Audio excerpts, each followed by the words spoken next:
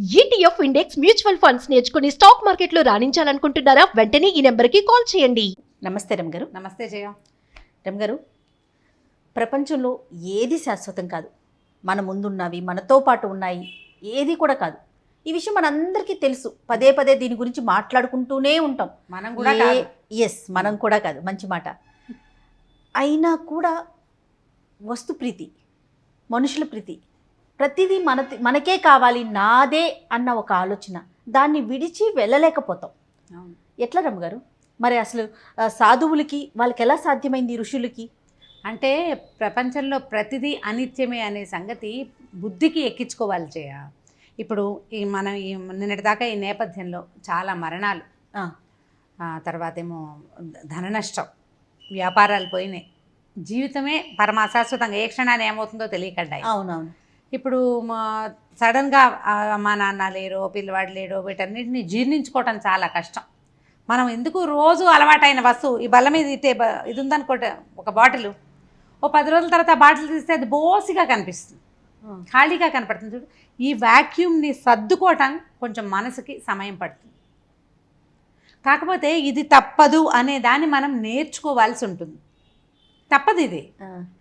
మనం ఏం చేసినా మన నాన్నలు అమ్మలు మనతోటే ఉండరు.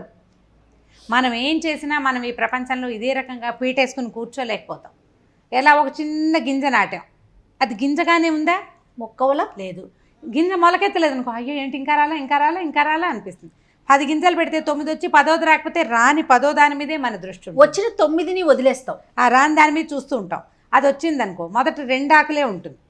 ఆ 2 ఆకులే ఉంటే మనకు నచ్చదు, అది 10 ఆకులు వేయాలి. అది కొంచెం పెద్దదవుతుంది. తర్వాత పూత రాలేదనిపిస్తుంది, తర్వాత కాపు రాలేదనిపిస్తుంది. సహజంగా జరుగుతుంది కదా. అంటే ఇంత ఉన్నది ఇంత అవ్వడాన్ని మనం ఒప్పుకుంటాం. ఈ ఇంత అయినది పోవడానికి ఎందుకు ఒప్పుకోలేకపోతున్నాము? ఇంత అయ్యింది, చెట్టు పూత పూసేసింది, కాసేసింది, తర్వాత ఏమవుతుంది? నదీనాం సాగరోగతి, అంతే, ఆటోమేటిక్గా వెళ్ళిపోవాల్సిందే. అది మళ్ళీ కొత్తది ఇంకొకటి వస్తుంది. అయితే ఈయన టమాటా చెట్టు, వంకాయ చెట్టు మీద ఉన్న ఆసక్తి ఇది వేరు. ఇప్పుడు ఒక చెట్టు అది మరణించడం కొంచెం న్యాచురల్గా అనిపిస్తుంది. మనుషుల దగ్గరకు వచ్చేసరికల్లా మనం దాన్ని జీర్ణించుకోలేకపోతాం. ఎందుకు రమ్మగారు? మనకు తెలుసు కదా. సరే జయ, దాన్ని ఏమంటారు? ప్రేమపాసం, విష్ణుమాయ అంటారు దాన్ని. సంసారం లెంపటాన్ని తెంచుకోలేకపోతారు ఎవరైనా. ఇప్పుడు నాన్నో అమ్మో ఒకళ్ళు మరణిస్తే ఇది దుఃఖపడతాం బాగా. క్రమంగా ఇది సహజం అని దాంట్లోంచి మెల్లిగా బయటపడడానికి ప్రయత్నం చేయాలి. చాలామంది ఏంటంటే ఈ చనిపోయిన వాళ్ళనే తలుచుకుని, వాళ్ళు కల్లోకి రావట్లేదని, వాళ్ళు ఇది కనిపించట్లేదని, మా అమ్మ ఎందుకో నాకు కల్లోకి రావట్లేదండి అని ఒక ఆవిడ నాకే ఫోన్ చేశారు. వాళ్ళ అమ్మగారు చనిపోయారట, కల్లోకి రావటం లేదు మా అమ్మ నాకు. అదొక సమస్య. అంటే వాళ్ళు ఎవరో చెప్పారు, మా అమ్మ చనిపోయిన దగ్గర నుంచి నాకు కల్లో కనపడుతుంది అని. వాళ్ళు అంతగా భావించారు. వాళ్ళకి రాకపోతే అంటే నాకు మా అమ్మకి నేనంటే ప్రేమ లేదా, లేదా నాకే మా అమ్మ అంటే సరిపడా ప్రేమ లేదా, ఇలాంటి భావజాలల్లోకి వెళ్ళిపోతారు. ఒక్కొక్కళ్ళ మనసును బట్టి ఒక్కొక్కళ్ళకు ఉంటుంది. ఇది మరణం అనివార్యమైనది, వస్తునాశం అనివార్యమైనది. కొన్నాళ్ళు ఉన్న వస్తువుకు తర్వాత ఇంకా పని చేయకపోవటం సహజమైనది. అది ఎట్లాగో ఇది కూడా అంతే. చెట్లు, పుట్టలు, మొక్కలు, మోళ్ళు ఏవి శాశ్వతం కాదు. వస్తువులు, మనుషులు కూడా అలాగే కాదు. ఈ చేదు నిజం, ఇది కటిక నిజం కూడా అలానే కాదు. మనం కూడా అంతే.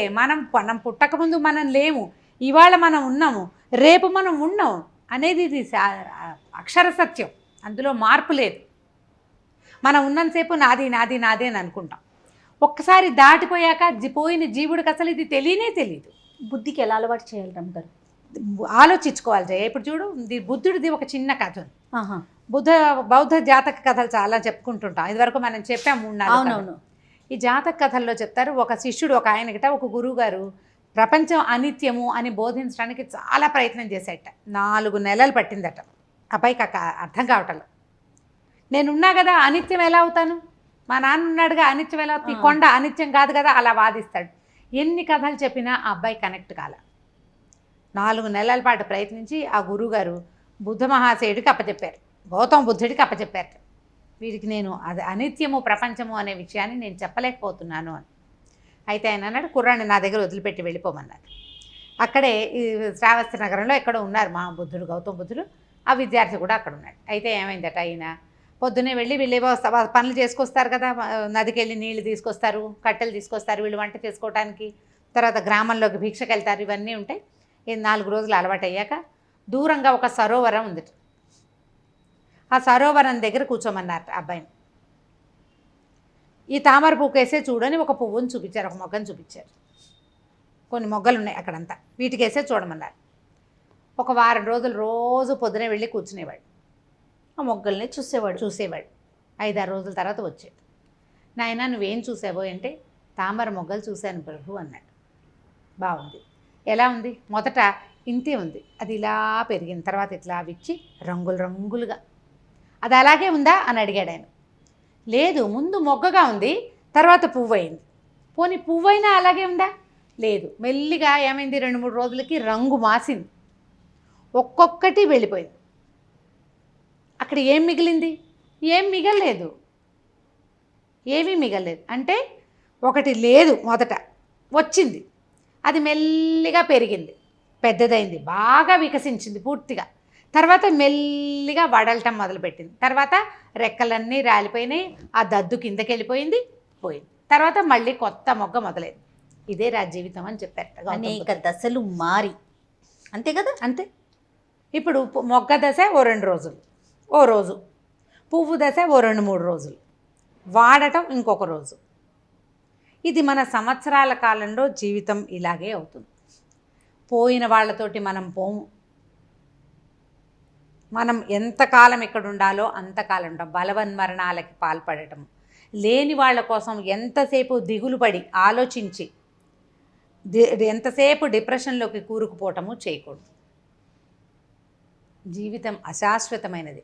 మనం ఉన్నది మన రోజుగా చేసుకోవాలి. ఇది మనం ఇప్పుడు ఇక్కడ ఉన్నాం.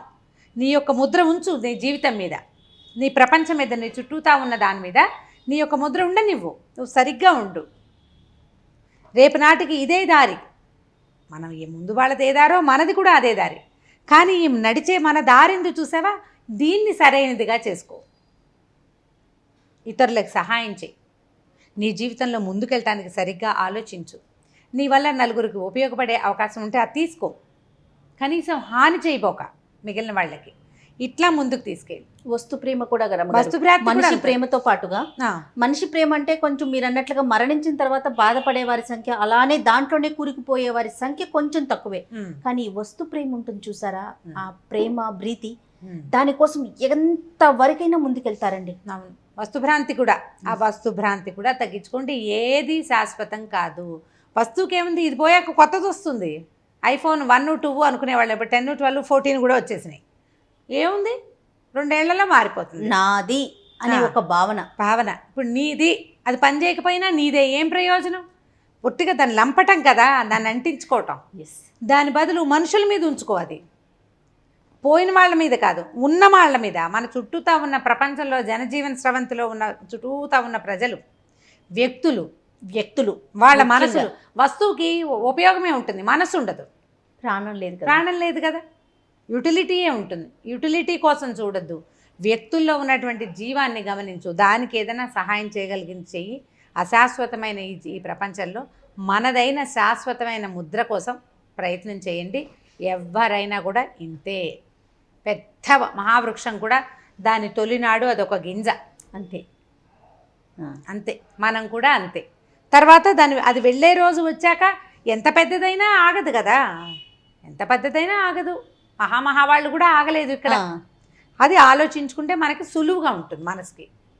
ఈ రకమైన ఆలోచన ధోరణిలో వెళ్ళామనుకో, మనకి బెంగ భయము ఉండవు. అవును, జీవితం పట్ల భయం ఉండదు, వెళ్ళిపోయిన వాళ్ళ పట్ల బెంగ ఉండదు. జీవితం పట్ల అంటే ధైర్యంగా ఉంటాం మనం. అవును, మన పరిస్థితులను హ్యాండిల్ చేసే విధానం తెలుస్తుంది మనకి. అన్నిటినీ ట్రై చేయగలుగుతాం, కొత్త వాటిని ఎక్స్ప్లోర్ చేయగలుగుతాం. జీవితంలో పూర్తిగా ముందుకెళ్ళాలంటే ఇది అశాశ్వతమైంది అనే సత్యాన్ని తెలిసి ఉండాలి. దీని పట్ల భయము బెంగ ఉండకూడదు మనకి. వెళ్ళిపోవాలి అంతే ముందుకి. ఇలా ఆలోచిస్తే మీకు ఈజీగా ఉంటుంది. డిప్రెషన్లు ఏముండవు. ఏదో ఒక వస్తువు దొరకలేదు, అమ్మా నాన్న వద్దన్నారు, దానికోసం పిల్లలు దూకేస్తారు, అదేస్తారు, ఏమిటేమిటో చేసి పారేసేస్తున్నారు. పెద్దవాళ్ళు కూడా అవునండి, భార్యతో తగాదా సూసైడ్, భర్తతో తగాదా సూసైడ్. ఏమిటి నిలబడి సాధించవు నువ్వు? 2 రోజుల పైగా పరిస్థితులన్నీ మారిపోతాయి. గాలివాన వస్తే కథే మారిపోతుంది కదా, రేపొద్దుటికి మారిపోతుంది కదా. దానికోసం వెయిట్ చేయరు ఎందుకు? జీవితాన్ని పణంగా పెట్టేస్తారు. పెట్టేస్తారు. ఇవాళకి వాళ్ళ దీన్ని ఏదో తెంచేసి నువ్వు వెళ్ళిపోయాక నీ వెనకాల ఇక్కడ ఎంత దౌర్భాగ్యంగా ఉంటుంది ఆ పరిస్థితి. అవి ఎందుకు ఆలోచించాం మనం? ఎలాగూ రేపొద్దున పోతాం, టైం వచ్చేదాకా ఆగండి, అందాక పోరాడండి చక్కగా జీవితంలో. ఈ ప్రయత్నం చేస్తే మన ముద్ర మనం వేసుకోవాలి. అంతే కదా రమ్మగారు? సూపర్ అండి. నమస్తే రమ్మగారు. నమస్తే చెయ్యి. అత్యాధునిక ఫీచర్స్ తో బెస్ట్ క్వాలిటీ సినిమా చూడండి యూఎస్కే లగ్జరీ హోమ్ సినిమాతో.